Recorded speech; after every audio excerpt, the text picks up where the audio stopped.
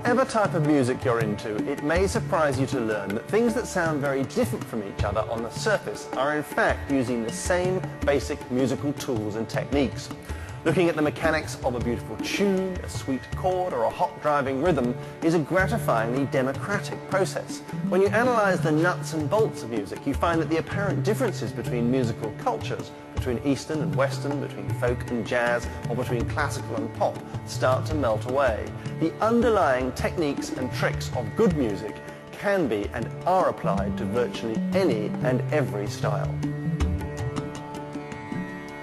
In this series, I'm going to look under music's bonnet and find out what makes it tick, how music works. We'll be looking at rhythm, harmony and bass, but we'll start with music's soul, melody.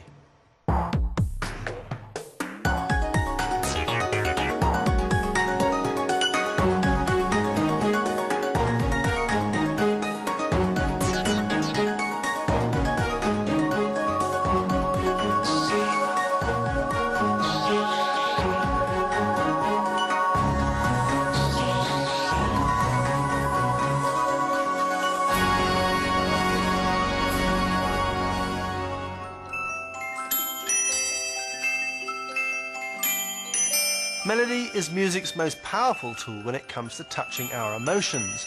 Our mothers sing lullabies to us when we're infants, and tests have shown that we can even, as babies, recognise tunes we heard in the womb.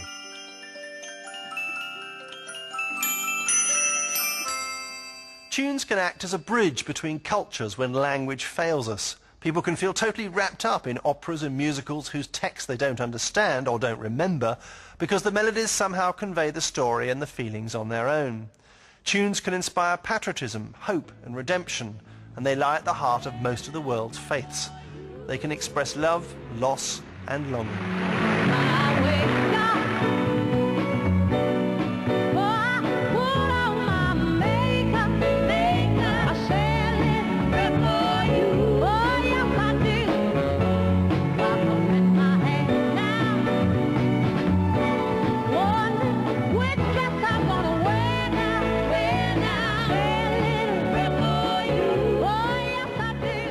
What is it then about a good melody that makes it so effective? At first hearing, all the world's many musical systems, from Africa to Indonesia, from the Andes to the Urals, do indeed sound very different from each other. But actually, some melodic principles are universal and hold true for every culture on Earth. Listen to these 5 songs from around the world. They all share something simple and profound. Alunde, alunde, alunde, aluya. Alunde, alunde, alunde, aluya. 让我来将你摘下，送给别人家。茉莉花呀，茉莉花。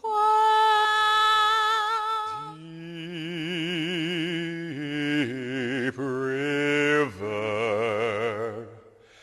my home is over Jordan. Gaye Ganapati Jagavandana, Gaye Ganapati Jagavandana. I am sailing home again, across the sea. These songs are all based on 5 notes. What's more, they all use the same 5 notes. That's right, every music system in the world shares these 5 notes in common. Indeed, they're so fundamental to every note composed or performed anywhere on the planet that it seems, like our instinct for language, that they were pre-installed in us when we were born. These 5 notes are a human genetic inheritance, like the fingers on our hands.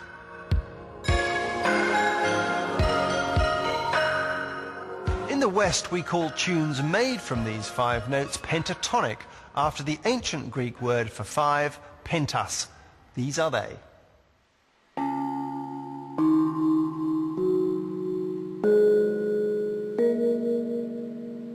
It's easy to find the pentatonic notes on a piano keyboard because they're the black notes. An enormous number of popular tunes throughout history have been based on a pentatonic shape, especially the sing-along anthems, from Auld Lang Syne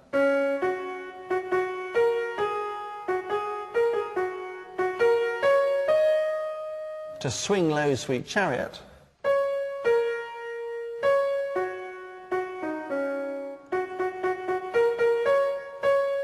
and Mull of Kintyre.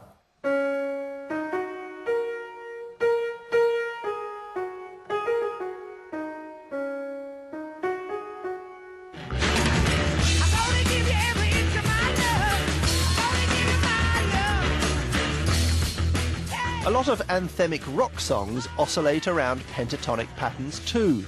The famous riff from Led Zeppelin's Whole Lotta Love is quintessential pentatonica.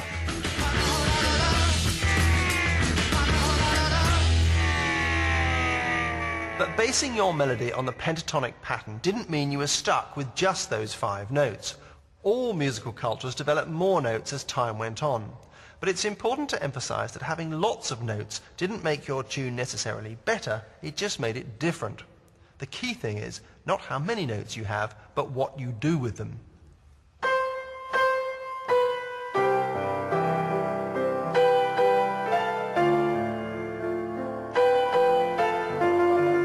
So our next task is to dismantle the elements of a tune one by one and work out what they're up to.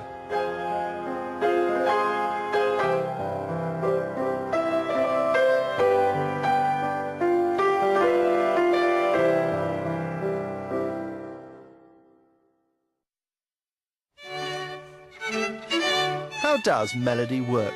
Let's get some definitions out of the way first. There are 3 main ingredients to every melody: the notes you choose, how high or low they are, and the pattern they make one after another. So let's start with the notes you pick in the first place. In theory, the choice is infinite. How many notes you have depends on how small you want the distance between the notes to be. If you arrange your notes too closely together, you might have a problem distinguishing between them. My synthesizer can tell me that these 2 notes, this one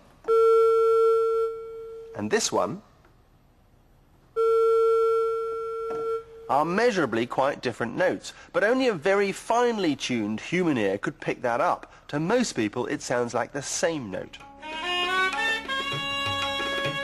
It's no surprise then that all known musical systems have chosen notes that are recognizably different.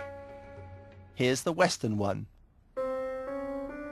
Think of the notes as rungs on a ladder. This, in short, is how all musical scales or ladders work. You decide how close together you want your rungs to be, and you make each rung a note. Now, some musical systems have 24 rungs in their ladder. In Western music, we have 12. In Chinese and Indian music, there are many more rungs on the ladder, and so the notes are much closer together. So we've got our basic notes then, but now we have to decide how high or low these notes are. The measuring of how high or low a musical note is called pitch. Now, if I blow down this organ pipe, I will produce a note. The note is called A. But if I blow down this other organ pipe exactly half the size, it'll also produce a note called A. This A is obviously much higher. Same note name, different pitch. The pitch of a musical note tells you how high or low it actually is. On our Western musical ladder, every 12th rung is another A. The next element in melody is the distance between notes, between your A and your C and your E and your G, for example. These distances are called intervals, and they've got nothing to do with queuing at the ladies' loo when you go to the theatre. Intervals are the distances between the rungs you choose to play on your musical ladder. In Western music, the smallest interval is from one rung of the ladder to another. It's called a semitone. As you'd expect then, a whole tone is an interval of 2 rungs on the musical ladder. It's a fact that seems to be true wherever you are in the world, that people generally find it easier to sing whole tones than they do semitones. To sing this interval, ah, rather than this interval, ah. Because of this, movement from whole tone to whole tone underpins a gigantic amount of the world's oldest repertoire of religious and folk songs, like Christian plain chant, which is hundreds of years old.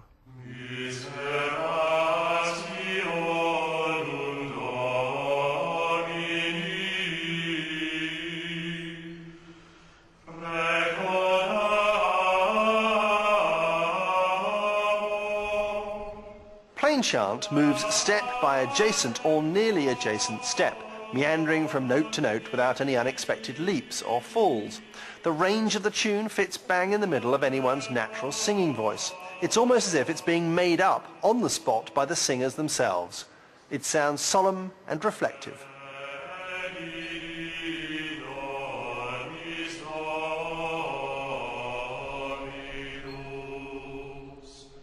But here's another tune which moves around by adjacent steps, also heavy on the whole tones, which isn't at all holy or solemn. It's a Bulgarian folk song.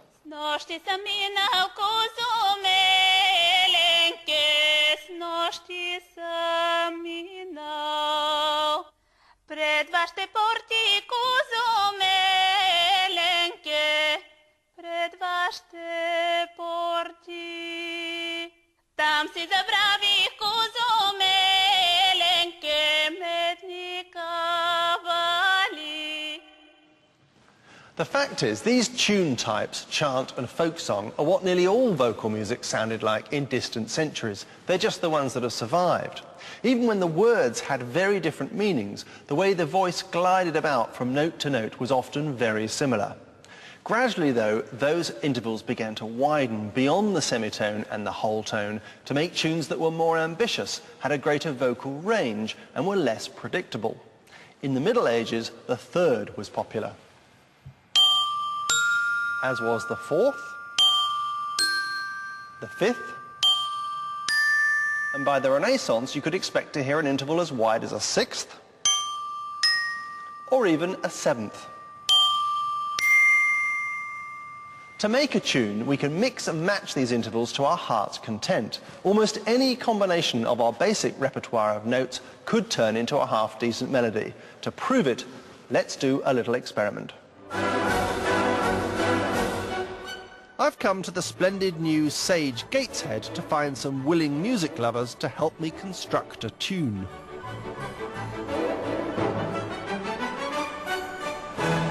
Now, each of these counters represent the most used of the Western note intervals. 1 to 8, yellow up, blue down, and I'm going to ask random passers-by if they will pick out of this bag counters of these intervals, and then just like in the game of consequences, we're going to put them in a row and play the collectively composed melody. Roll up, roll up. There you go. Very much. Excellent. Thank you. Excellent. Haven't got many blues. Oh, here we go. Couple more. Thank you. Now, using my starting note of C, I'm going to play this tune that we randomly chose together.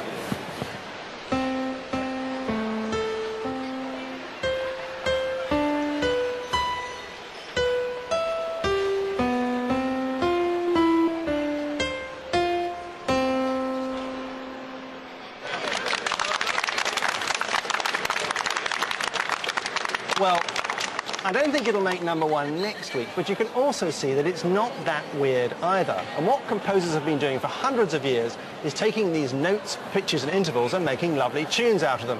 It's the same task whether you're J.S. Bach or Burt Bacharach, Fritz Kreisler or the Kaiser Chiefs, or Carl Maria von Weber or Andrew Lloyd Webber. Once you've got your basic tune, you can start having fun with it. Of course, you don't have to pull your melody out of a hat. There are tried and trusted musical templates that give composers their starting points. There are useful comparisons to be made with storytelling.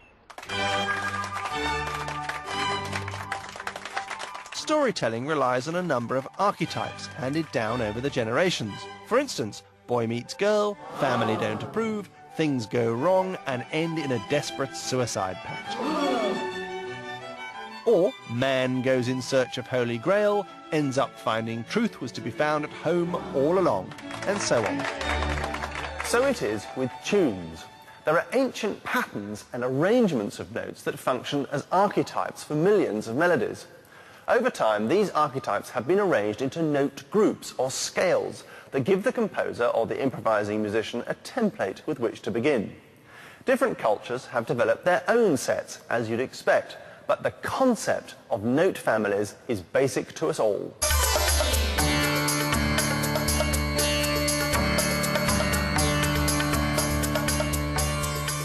These note groups or scales are called modes, and they all have a subtly different effect on the listener's emotions. The ancient Greeks, Indians and Chinese all associated the different modes with different purposes or moods, for morning or evening, happy or sad, for begging prayer or ecstatic rejoicing, for meal times, birthdays, festivals, weddings, you name an occasion, they had a mode for it. In Europe, the modes were handed down from the ancient Greeks and became the bread and butter of medieval plain chant and folk song. They were given names like Dorian, Aeolian, Phrygian and Lydian. As an example, let's look at one of these note families, the Aeolian mode. Here it is in action in a famous and ancient tune. Veni, veni, Emmanuel, captivum solve Israel, qui gemit in exilio, privatus Dei filio, gaude, gaude, Emmanuel, masceto pro te Israel, qui gemit in. For centuries then, this was how melodies were made. You find a mode that matches your mood and just make sure that every note in your melody comes from that mode. A tune in the Aeolian mode will sound solemn and sorrowful.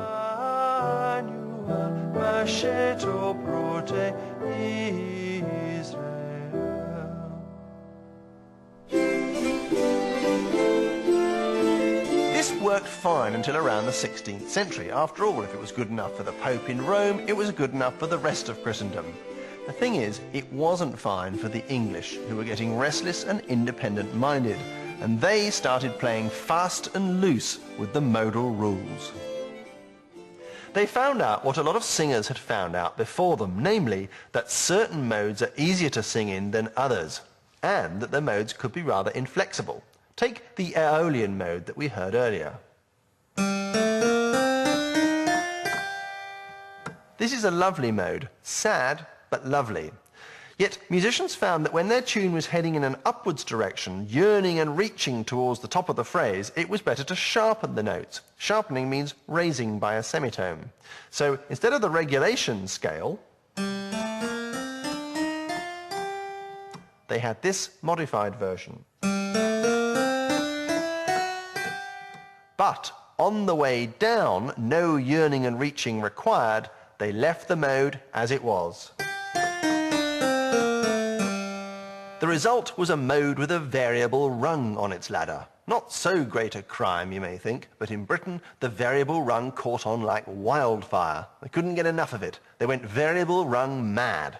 By the time of Elizabeth I, they were taking all those leading notes that were heading upwards and sharpening or raising them, and all the ones coming down, they were flattening or lowering them. So great was their passion for it. But there was one peculiar side effect to all this that no one had really seen coming. What if you were singing with someone else, and you were heading in an upward direction and they were heading in a downward direction at the same time? Wouldn't you get a horrendous pile-up with two rungs competing for the same slot? The answer is yes, you would. Here's a famous example of one of these note collisions. It's from the Coventry Carol, though it's got nothing to do with a nice girl from the Midlands.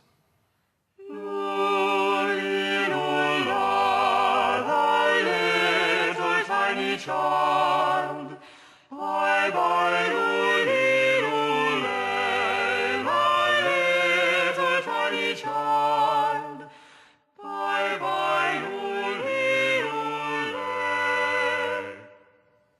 This is what happens. The soprano singing the tune has to sing these two notes. Bye-bye, Luli. Because they're clearly heading in an upwards direction, they've been squeezed up or sharpened. But at the same time, the tenor, who sings on the same rung of the ladder, is heading downwards, so his note has to be left flattened. Bye-bye, Luli. And together, the sharp and the flat notes have to be sung simultaneously, creating what to modern ears sounds like a weird discord, but to Tudor ears was an oral delicacy. They even gave it a saucy name, false relations. Bye-bye, Luli. Though the deliberate collisions and scrunches eventually died out, folk musicians in the British Isles never really lost their love of these modified modes. What's more, another group of musicians unwittingly came up against this same variable rung principle 300 years later and 4,000 miles across the Atlantic.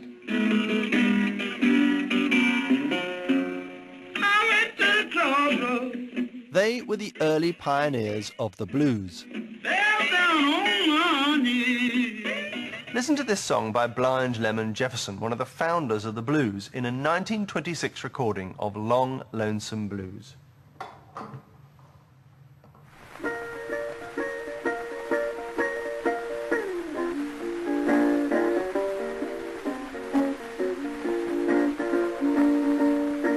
I walk from Dallas, I walk from Wichita. I know the recording's old and scratchy, but something very significant is happening in that singing. Blind Lemon Jefferson is making some of the notes bend downwards slightly. He's flattening them. These are some of the earliest preserved examples of a phenomenon known as blue notes. Without the blue notes, his first phrase would sound like this. I walked from Dallas, I walked to Wichita Falls. But he sings, I walked to Wichita Falls. He doesn't bend down all the notes, just the ones on the syllables walked and Wichita. Here he is again, and listen out for the way the notes seem to sag down on those two words. I walk from Dallas, I walk to Wichita. Why are these notes bent downwards and not the rest? Indeed, why do it at all? The blues developed in rural America, but their melodic patterns had African roots. In particular, it's the use of blue notes, which fall outside the Western melodic ladder, that link the Tudor rebels to the early blues composers. They too preferred a variable rung on their ladder, but instead of going for an either-or approach to the offending notes, they went for a bendy rung option instead. The blues mode always squeezes the rung down. It's neither this note nor this note. It's the note in between. We'll be coming back to the changes in American melody brought about by blue notes, but first we'll look at the music that came in between the Tudor rebels and the blues. Classical music. In the next part, I'm going to look at the melodic revolution brought about by classical music and how we are still writing tunes according to those changes, no matter what our musical background.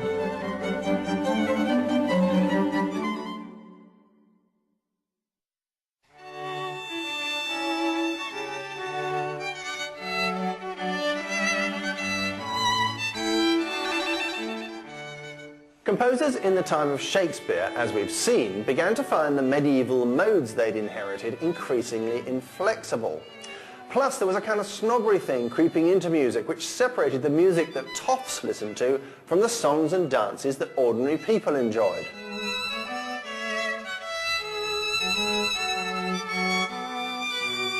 So as the 17th century drifted into the 18th, a new system for upper crust music duly emerged.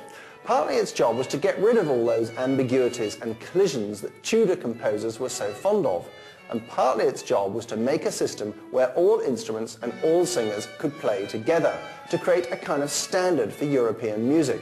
It's sometimes called diatonic, and this is how it worked.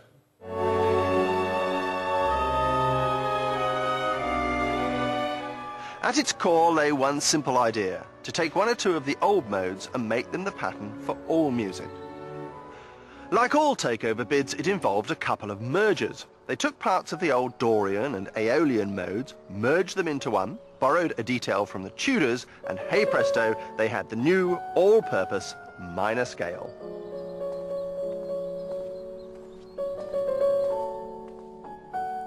The detail they borrowed from the Tudors was that rule about sharpening or raising the penultimate note in the musical ladder if it was heading in an upward direction, just like in the Coventry Carol. The arrival of the all-purpose minor scale had two big advantages over its modal predecessors. The first was that the same arrangement of notes worked no matter what note or pitch you started your scale on. So I could start a minor scale on this note, G, or I could start it on this note, E.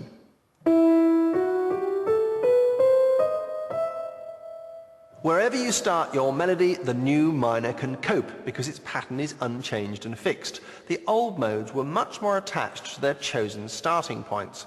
The new minor can start on any of the 12 semitones of the Western ladder.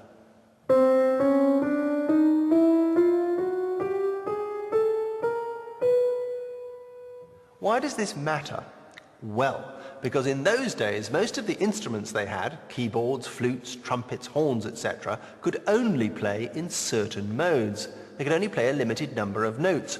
It was as if all the instruments spoke different languages that had developed separately and they couldn't easily communicate with each other or play together. So having a minor scale that worked the same no matter what note you started on allowed 18th century manufacturers to make instruments that could speak the same language, that could play together. This was the second big gain of the new system. But so far we've only had the sad and solemn minor scale. Happy got the major scale, which was identical to the old Ionian mode with a new name. It was rebranded.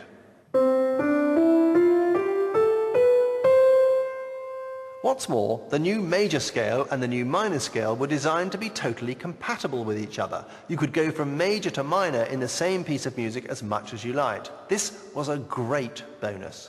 The Christmas carol God Rest You Merry Gentlemen does just that. It starts in the key of E minor, all earnest and churchy sounding. God rest ye merry gentlemen, let nothing you dismay, for Jesus Christ our Saviour was born upon this day, to save us all from Satan's power when we were gone astray. But when we get to the tidings of comfort and joy, the happy bit, we slink effortlessly into the key of G major. Oh, tidings of comfort and joy, comfort and joy. Finally, just to remind us we shouldn't get too carried away with our Yuletide jollity, at the very end we slink back into the original key of E minor. Oh, tidings of comfort and joy. Composers love to exploit their ability to rock between major and minor, to glide about all over the place in the full knowledge that the system was strong enough to handle any change of gear or maneuver.